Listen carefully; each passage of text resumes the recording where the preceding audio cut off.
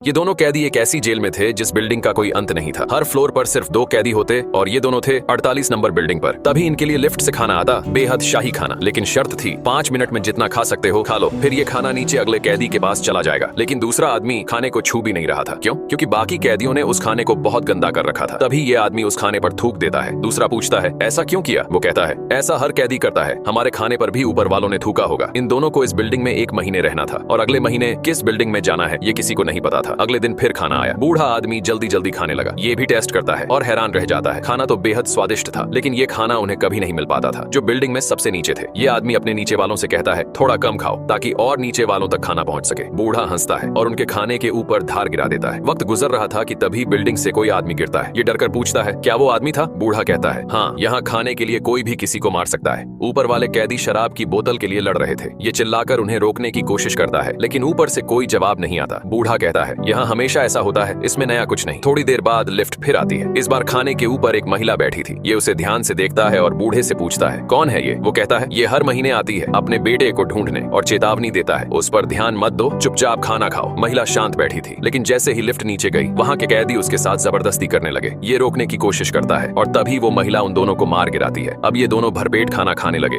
और मजे से टाइम पास करने लगे। महीने का आखिरी दिन आया और जब इसकी आंख खुली तो ये 202 नंबर बिल्डिंग पर था। थोड़ी देर बाद लिफ्ट आई, लेकिन खाने का एक टुकड़ा तक नहीं था। अब इसे पूरे महीने भूखा रहना था। कैसे बचेगा? देखेंगे पार्ट 2 में।